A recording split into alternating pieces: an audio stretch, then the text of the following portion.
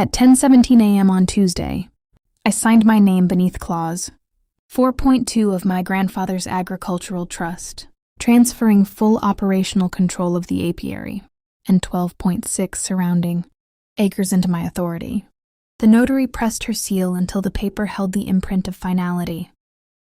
Document number 2024, I said, was recorded in the county registry at 10:23. My family was at breakfast when it happened.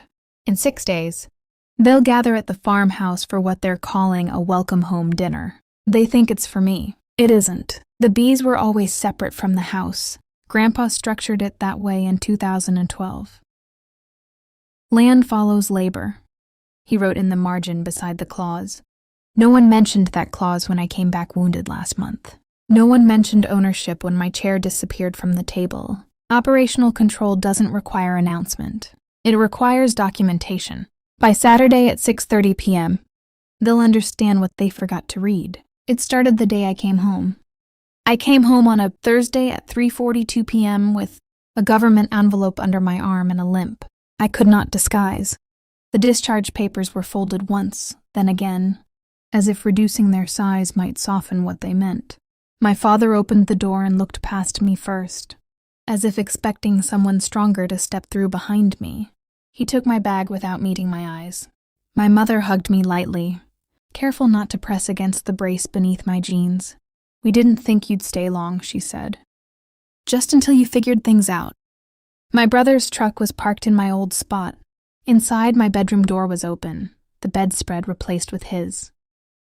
My medals were stacked in a box labeled storage. At dinner that night, the table was extended for 5. There were 4 chairs. The missing one had been moved to the hallway to open space, my mother said, gesturing vaguely toward the corner. I stood for a moment before taking the seat closest to the wall. No one mentioned inheritance. No one mentioned Grandpa's land.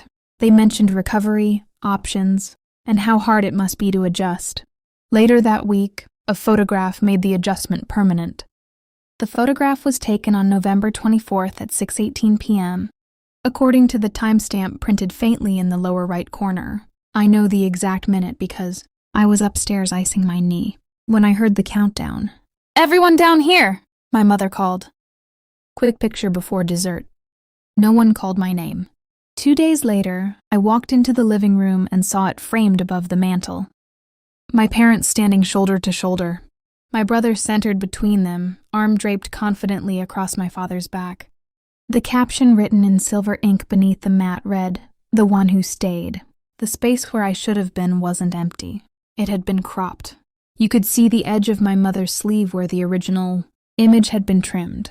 I stood in front of the frame longer than I meant to. My father adjusted a lamp beside me and said nothing.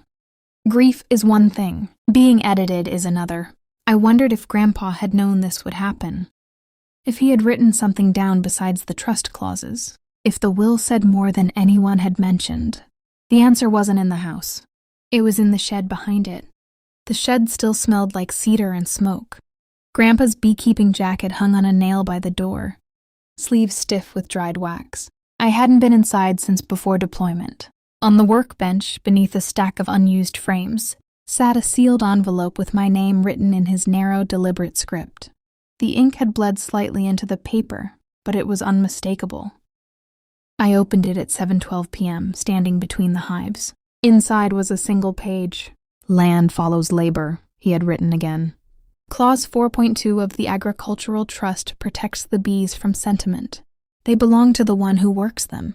He listed the recording date, April 16, 2012, and the book number at the county office.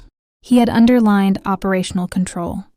"If you've ever been told you were too much when you were already wounded," he added in smaller handwriting, "remember that work outlasts opinion." I read the line twice. No one had mentioned Clause 4.2 when I came home. No one had said the trust still stood separate from the house. The envelope felt heavier than the page inside it. Why hadn't my mother brought this up? Why hadn't the lawyer? At 8:03 p.m., I took out my phone and searched the trust number Grandpa had written. The next morning, I called the family attorney. I emailed Mr. Halpern at 9:28 a.m. the next morning. The subject line was simple. Apiary operations, clause 4.2. I attached a photograph of Grandpa's letter and asked one direct question. Is the Agricultural Trust still active? His reply arrived at 3:14 p.m. The timestamp sat beside his name like a small, unblinking witness. Yes, he wrote. The trust recorded April 16, 2012 remains in force. Clause 4.2 grants operational control to the named beneficiary. Upon written declaration and notarized amendment. I read the sentence 3 times. The family has not exercised those rights, he added.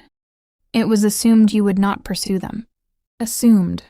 There was no hostility in his tone. Just documentation. He attached a PDF of the trust instrument, 32 pages. My grandfather's signature on page 27. My name appeared under beneficiary, apiary operations. Professional confirmation is a quiet kind of power. I forwarded the email to myself and printed a copy for my records. 2 receipts now sat on my desk. Grandpa's letter and the lawyer's confirmation. No one at the dinner table had mentioned either. Will they challenge it? Possibly. Will they expect it? No. At 4:02 p.m., I scheduled a signing appointment for Tuesday morning. The signing took 23 minutes. Parcel number 04-11822 and 04-11823 were listed on the amendment, covering 12.6 acres and the apiary. Structures attached. Mr. Halpern read the language, aloud before I signed. Operational control vested solely in beneficiary upon execution. I initialed each page carefully. The valuation report, updated last quarter, placed the apiary at $386,000 due to commercial honey contracts with 2 regional distributors. I hadn't known the number until I saw it in black print. The bees were not sentiment. They were revenue. My brother had mentioned leasing unused acreage to a developer 3 weeks earlier. He had said it casually, as if land were idle simply because it was quiet. The amendment was filed at 10:23 a.m. Tuesday, recording number assigned. Certified copies requested. No one at home asked where I had gone that morning. Control doesn't announce itself. It settles. Dinner was scheduled for Saturday at 6:30 p.m. My mother had already planned the menu. They still believed the land beneath the shed was available. I let them. I arrived at 5:38 p.m., before the sun dropped behind the tree line. The dining table had been extended again. White plates spaced evenly, linen folded with deliberate precision. 5 place settings, 4 chairs. The 5th chair stood against the wall near the hallway, angled as if it had wandered there by mistake. My mother adjusted a centerpiece of honey jars tied with twine, labels facing outward.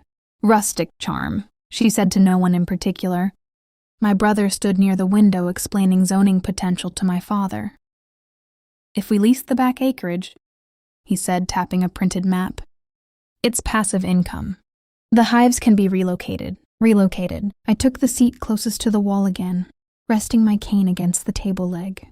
The honey jars glowed under the chandelier light, their gold color almost theatrical. No one mentioned clause 4.2.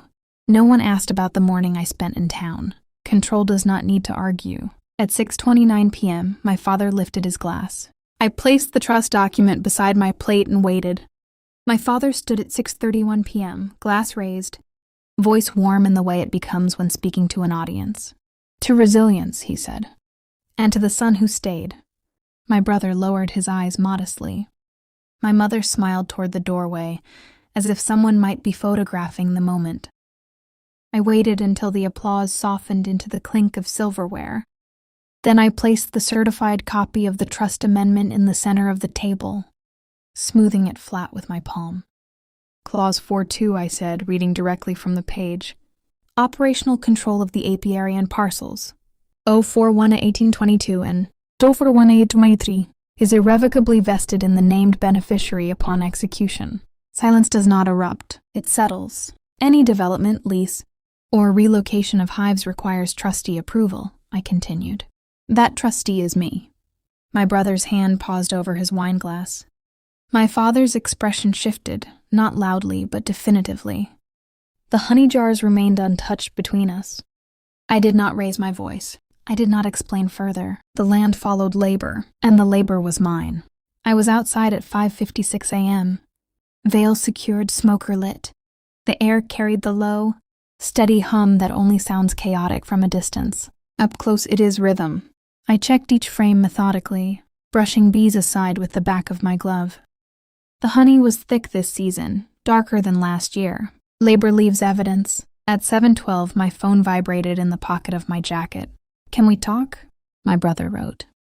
I did not answer immediately. Some conversations require time to adjust to new facts. When I returned to the house later that week, the dining table had been reset. 5 plates, 5 chairs.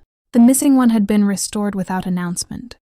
No one mentioned the toast. I placed a jar of honey in the center of the table, relabeled in my handwriting, Apiary Trust 2024. The bees continued their work outside. Ownership doesn't need applause, it needs continuity.